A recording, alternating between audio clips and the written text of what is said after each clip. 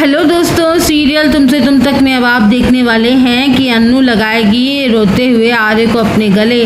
और यहीं पर आएगा कहानी में ज़बरदस्त ट्विस्ट, जब आर्यवर्धन अन्नू को छोड़ देगा और वह राजनंदिनी के कमरे में जा सकती है ये कह देगा। और अन्नू बिना किसी परवाह किए राजनंदिनी के कमरे का दरवाज़ा खोल देगी और राजनंदिनी के कमरे में जाने लगेगी। पर जैसे ही अन्नू राजनंदिनी के कमरे में जाएगी, अन्नू को बुरे बुरे सपने आने लगेंगे, कई फ्लैशबैक दिखाए जाएंगे।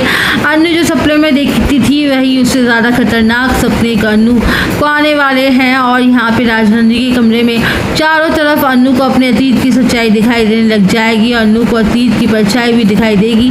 ऐसा लगेगा कि जैसे सब कुछ अन्नू की आंखों के सामने ही हो रहा है।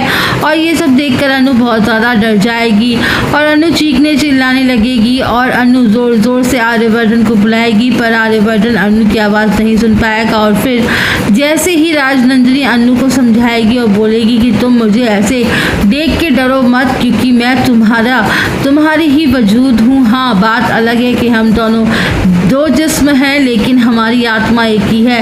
और जैसे ही राजनंदिनी अन्नू के पास आने की कोशिश करेगी, अन्नू डर के चिल्लाते हुए राजनंदिनी के कमरे से बाहर निकलकर सीधे आर्यवर्धन के कमरे में जाएगी। और अन्नू रोते हुए आर्यवर्धन को गले लगा लेगी। और अन्नू आर्यवर्धन से रोते हुए बोलेगी कि सर मुझे माफ़ कर दीजिए, आपने मुझे मना किया था उस कमरे में जाने से, लेकिन मैंने नहीं मानी, मैंने आपकी बात नहीं मानी।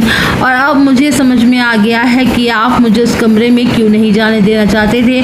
मुझे पता चल गया है कि आपको सिर्फ और सिर्फ मेरी फिक्र है, पर मेरी बेवकूफ़ी के चलते मैंने आपको कितनी बड़ी रिस्क में डाला और मैंने अपने पैरों पे कुल्हाड़ी खुद मारी है। और यहाँ पर मुझे माफ़ कर दीजिए सर, मुझे उस कमरे में नहीं जाना है। अन्नू बहुत ही ज़्यादा डरी हुई होगी, अन्नू बहुत ज़्यादा रोएगी, पर आर्यवर्धन अन्नू को शांत करवाएगा, अन्नू को चुप करवाएगा और पूछेगा कि आखिर क्या हुआ है।